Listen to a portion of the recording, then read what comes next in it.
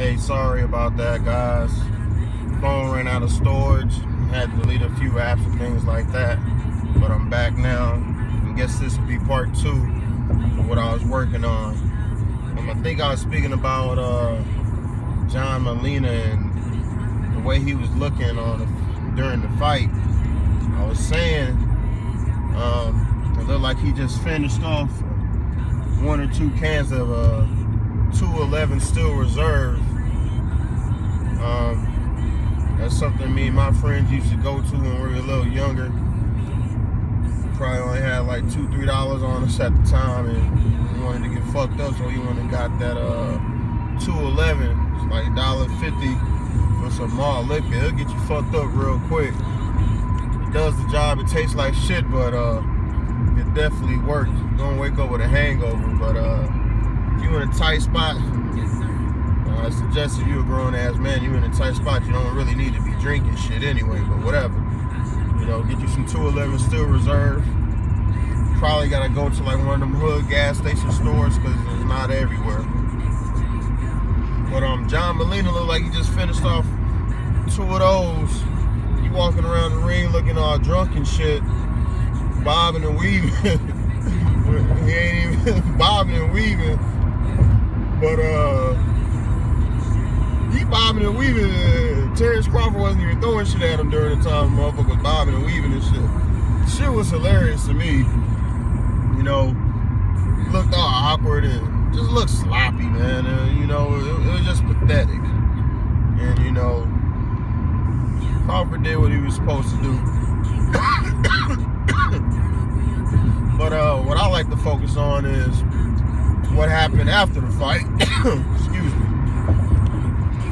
So, Crawford was asked by Max Kellerman about what's his plans in the future and, you know, shit like that, like he always do. Excuse me real quick.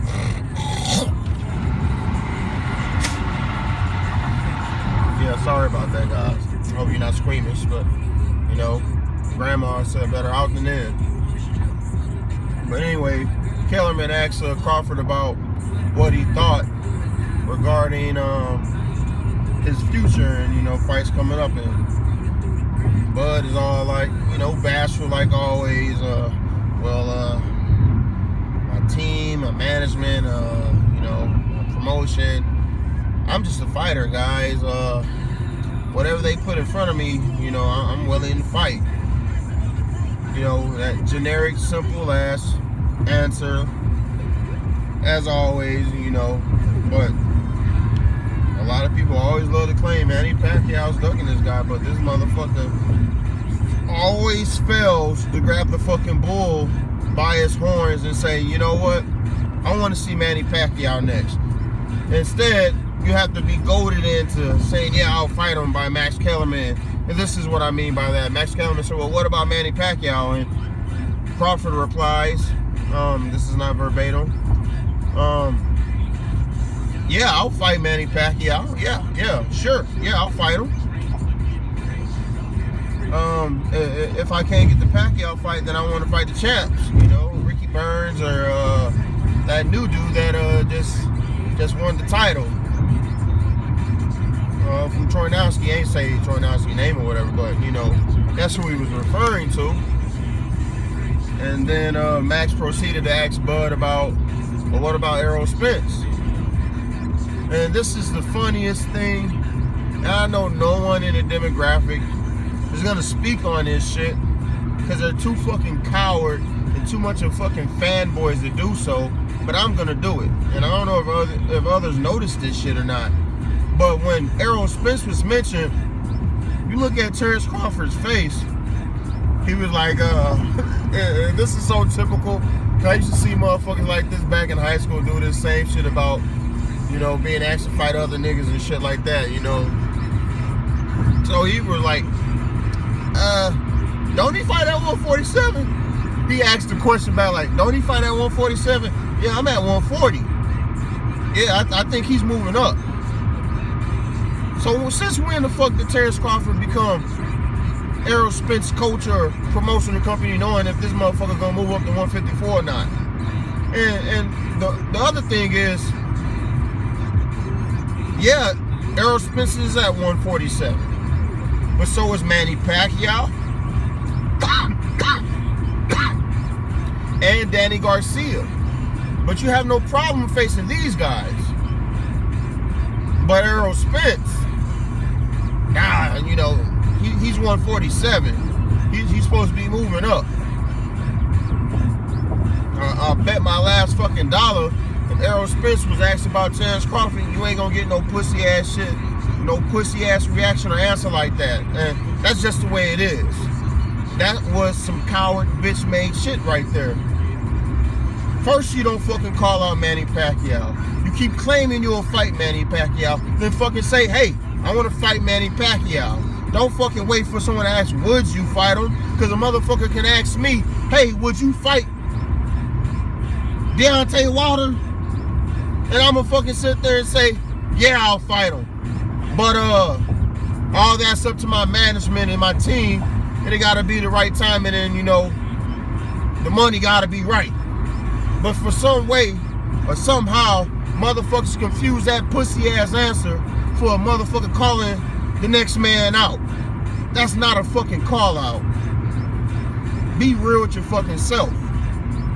The motherfucker don't want none of that fucking work from Pacquiao, Errol Spence, no one that can give him some real motherfucking trouble. But yet, the motherfucker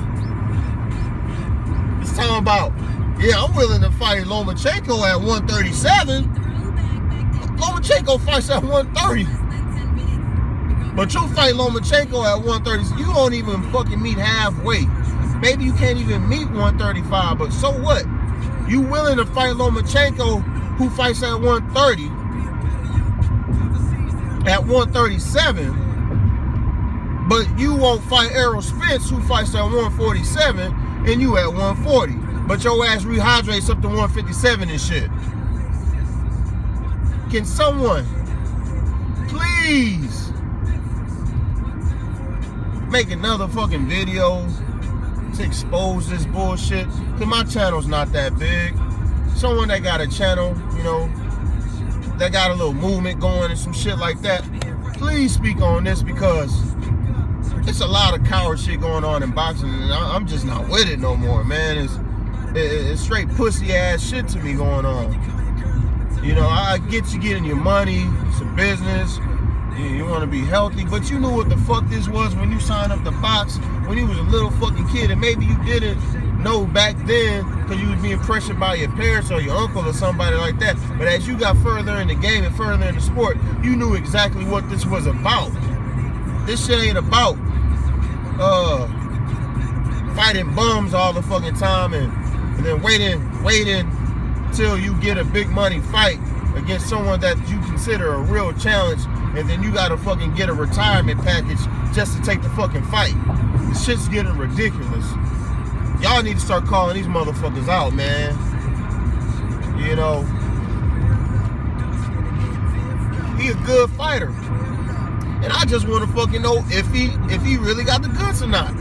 It ain't got shit about, I don't like the dude, you know, I dislike the dude for what the fuck he's doing, and I see the shit, what he's doing, and it's some bitch made shit, and you try to run around and act like, oh, it ain't what it is, when we know what the fuck it is. You know, I guess, you know, the way things are going now in the States, you know, bitch madeness is what's in right now, you know what I'm saying? Being a fucking man and having standards and morals and things like that, and please excuse the language, but I'm a little fired up right now, and it just don't make no sense to me how, you know, you consider yourself a boxing fan and you conducting yourself the same way these weak ass, lame ass fighters are doing nowadays. So that's my thoughts on Terrence Crawford. I think he ducking. He a coward. Yeah, he's at a different division, but fuck all that. I'm gonna play by y'all rules. And fucking GGG is ducking Kovalev and Ward, who are 2 weight divisions up. And then fucking Errol Spence is ducking Triple G. Cause y'all love to say that shit. Well, Triple G, man, coach is the one who's saying this shit for Triple G, so we going based off of that. If his coach said he could beat Ward and Kovalev, then that's why we gonna put pressure on him. Well, you better put pressure on Spence, because Spence coach said fucking Spence will beat Triple G. So start talking about that motherfucker moving up too, because he a fucking weight bully also. You know, motherfuckers really need to fucking do this rehydration clause 2 hours before the fight, where you can only be 10 pounds rehydrated.